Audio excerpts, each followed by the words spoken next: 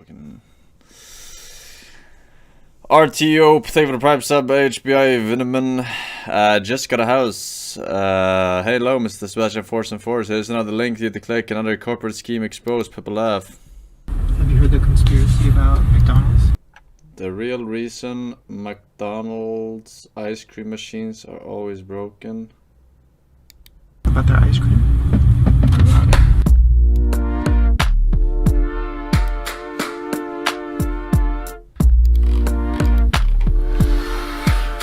Okay, so I've been investigating something for a long time, probably deeper than I've gone on any other video for a while at least. Something I never thought I would be investigating, but I am. I'm investigating McDonald's ice cream machines. Who wants to go get ice cream? Me!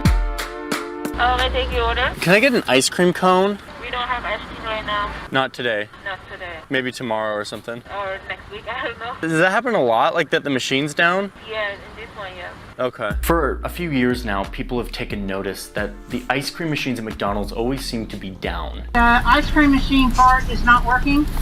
The broken ice cream machines at McDonald's have been the fodder for a lot of weird internet culture. One guy even made an interactive map that shows every single McDonald's that has a broken ice cream machine at this current moment. So I reverse engineered the Android app. I think it was like it was a meme, but nobody actually knew if this meme was correct or not. But they didn't know that that was like an actual thing that all the franchises are struggling with. But a couple months ago, I got an email from a guy who said that he had a deeper story.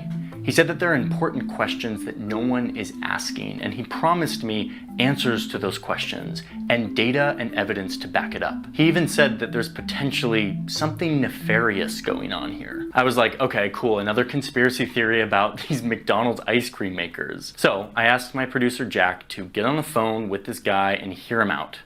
A week later, Jack called me. There's actually something going on here. I've been going through everything and you really need to see this. Okay. I was still highly skeptical that this could be anything worth a video or an investigation, but I decided to dive in anyway and see this evidence for myself. I started looking at data, at internal McDonald's emails, at these mind-numbing 100-page instruction manuals for ice cream makers. I started talking to McDonald's franchise owners and managers and guests. It turns out there is something really weird going on here. Something that hasn't been reported on before. Okay. And something that shows that McDonald's broken ice cream machines actually reveal a bigger story about how big businesses protect one another, even if that means hurting their customers. I never thought I'd be going down a deep investigation into ice cream makers, but I am, and I did, and I want to share with you what I learned. McDonald's is getting on my fucking nerves. And the machine is always down. The ice cream machine is broken. And if we try to pull the lever, this will happen. Sorry, the ice cream machine is broken. The broken McDonald's ice cream machine epidemic has been so widespread for so long that it's a meme. You know what they're gonna say. You already know. The ice cream machine is broken. Ice cream machine is broken. Kind of sounds like there's a story behind that one, doesn't it? I mean, I didn't know it was a meme. In this but very moment, I remember on several occasions them telling you that it's broken, right? I have clear memories of it, like over and over. If you look at but I didn't know around 13% of ice cream makers in the United States are not working. That's any red dot on this map. What a brilliant little tool Rashik made. I mean, this is just so good. So Jack, why are the ice cream machines always broken? So once the internet started to notice this, the Wall Street Journal and Business Insider and a bunch of other outlets started to report on it. And the conclusion that they came to was that these machines aren't actually broken. They're just going through a really long and really complicated cleaning cycle that lasts 4 hours at a time. And when that happens, the employees tell you it's broken because it's just easier. But don't take my word for it. So when you go there and they tell you it's broken, there's a high chance it's not broken, it's just shut up for maintenance. Okay, so human error and this long cleaning cycle, that was the conclusion that like everyone came to, and everyone seemed to be satisfied with that. I mean, I would be satisfied with that. It's a pretty tight conclusion. But hold on a second. Wait a minute. Do you guys have Frosties? Yeah.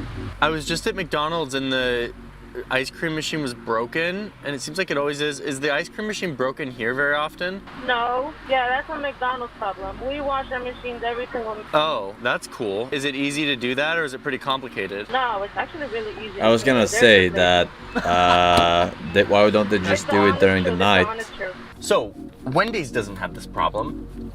And what's crazy is that they use the same brand of machine as McDonald's does, and yet they don't have a McBroken. It's not an internet meme for them, nor is it for other places that use the same brand of ice cream maker, like In-N-Out or Chick-fil-A or a bunch of others. So why is it only McDonald's that has a problem with the broken ice cream maker? Dude, this guy's stalling so long. Oh my god, dude. I'm not watching this. Just tell us what the fuck is the deal. Fucking. That issue. Is that on a fucking timestamp? If you want a real answer on this, you need to talk to the people who suffer the most when these machines broken, which actually isn't McDonald's corporate. It's the people who own these individual restaurants or franchises. These are the people who pay the price in lost revenue when the machine is broken. So I talked to them. I talked to managers who actually deal with broken machines. And I also went deep. For the love in of God, this can you please expand the windows of chat and stop spamming? Come on, bro. Do whatever else chat will look like Syria after Biden visits. Pepe. H. Okay. Which is not a read I recommend, but I will summarize what it says. What I found is as mind-boggling as it is infuriating. To understand this, you have to understand how these ice cream machines work and why they break. So I ask you to bear with me as we learn how an ice cream machine at McDonald's works and why they always break. Once you understand that, you will understand who is getting rich every time one of these things breaks and why they have incentive to keep them broken. And I was like, okay, I'm gonna guess it's gonna be around like 5%. And it came back to like 13%, which is insane. One question that needs to be asked is, should you be building ice cream machine? Yo, this guy looks like the Jungle George actor. So to bear with me as we learn how an ice cream machine at McDonald's works and why they always break. Once you understand that, you will understand who is getting rich every time one of these things breaks and why they have incentive to keep them broken. And I was like, okay, I'm gonna guess it's gonna be around like 5%. And it came back to like 13%, which is insane. One question that needs to be asked is, should you be building ice cream machines if after 17 years you still can't get the software right? No, yeah, that's a McDonald's problem. Okay, really quick, I just want to talk about life insurance. Something we don't really want to talk about very often, but we should probably talk. That's like, no, you can't do that. So let's look at the machine in question here. It's this guy, the C602. It's made by a company called Taylor. This machine is made specifically for McDonald's. Taylor is like an OG partner of McDonald's. They've been doing business together since the very beginning of McDonald's. They're both based like a few miles away from each other in Illinois. They are old business partners going back decades. But like I said, Taylor makes ice cream machines for a bunch of other fast food restaurants like Wendy's and Chick-fil-A, and those machines aren't broken all the time. So it's something very specific to McDonald's and Taylor that explains the ice cream machine issue. If you want to start a McDonald's franchise, you sign an agreement with McDonald's corporate that says, I'm going to open a restaurant and I'll make sure that everything is standardized. The part of this agreement that says you have to use this kind of French fry and you have to use one of 2 different companies for your fryer and your grill or whatever. When this new ice cream machine came out in 2003, McDonald's had it in their agreement with all their franchises, which is like 16,000 in the United States, that they had to use this machine. No other machine. They could not use any other machine on the planet. They had to use the C602 made by McDonald's and Taylor. It was in their agreement. Usually franchisees can pick between multiple different companies for the gear in their store. Not in this case. You had to use the C602. So let's dive into this machine. Ice cream is dairy, and dairy needs to be kept at a certain temperature to stay safe. The machine itself has all these pipes that have dairy going through it all the time. So what they do once per day is they heat up the whole machine, including the ice cream mixture, to like 151 degrees Fahrenheit. They leave it at that temperature for a while it kills off all the bacteria, and then it comes back down to a freezing temperature where it turns into ice cream. That process takes about 4 hours, and this is the thing that you hear about all the time as the explanation for why the machine is always down.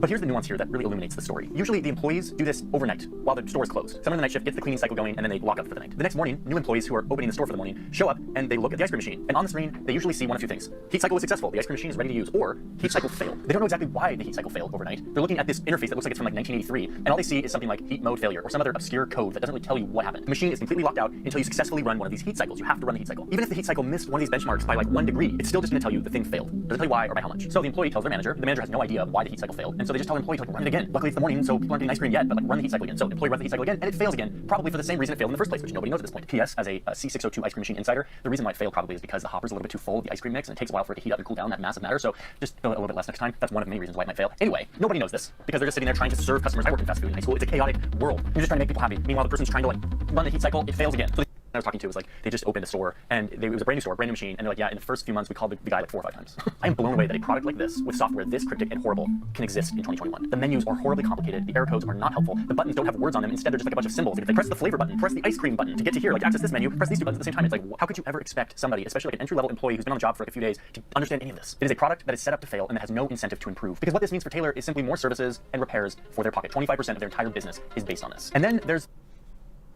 Okay. Sure. But what does McDonald's get out of this? the secret menu. So they're rigging the fucking machine I also got a hold of for the more service manual that is given revenue. to the Taylor service people. Like, this is like the insider manual that gives you the whole picture on this machine. I do not recommend you read it. In this manual, you learn about a separate menu for the service technicians. It's called the service menu. This one is not accessible to the user, the person who owns the machine, the franchise owner. It's only accessible to the service techs who have a very specific code for it. The existence of this service menu is found nowhere in the user manual, the thing given to the person who owns the machine. And yet, according to this manual, this menu contains, quote, critical operating parameters for the machine. You just ended pedophilia. Don't have to show stream.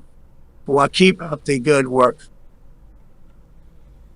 This machine is breaking all the time, and you have a franchise owner who's trying to keep their customers happy, and there's a menu where there are, quote, critical operating parameters that you know no one what? has access to. Just call the guy. We're not gonna finish your fucking video, bitch. Alright? Stalingrad. The fuck? TF Donut says here's a really funny link for you, mister. Hope you like it. With no link attached. Nice. Aha! Another one. Lol.